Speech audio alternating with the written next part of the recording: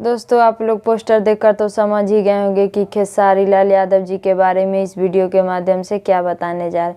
तो video start करने से पहले आप लोग के बता दें कि आप लोग देख रहे हैं 100 तक, तो बहुत बहुत स्वागत बा।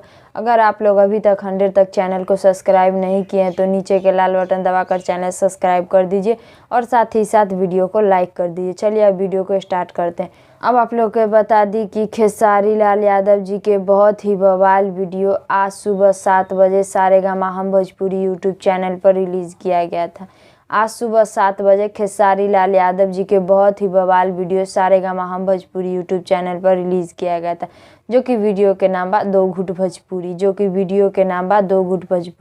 तो दो घुट भोजपुरी गाना के वीडियो सिर्फ 5 घंटा में 1 मिलियन व्यू प्राप्त कर ले बा। सिर्फ 5 ही घंटा में 1 मिलियन व्यू प्राप्त कर ले बा। अगर आप लोग अभी तक खेसारी लाल यादव जी के बवाल वीडियो दो घुट भोजपुरी अभी तक नहीं देखे हैं तो आप लोग भी जाइए सारेगामा हम भोजपुरी यूट्यूब चैनल पर और खेसारी लाल यादव जी के बवाल वीडियो दो घुट भोजपुरी को देखिए और देखकर नीचे कमेंट बॉक्स में बताइए कि आप लोग को देखने में कैसा लगा।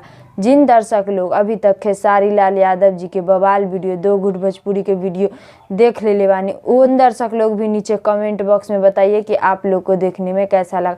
तो यही छोटा सा जानकारी बतावे के रहे, तो इस जानकारी के बारे में का राय बा, का विचार बा, नीचे कमेंट बॉक्स में बताएं। फिलहाल में इतने, फिर से मिलेंगे अगले वीडियो में। जय हिंद, जय भोजपुरी।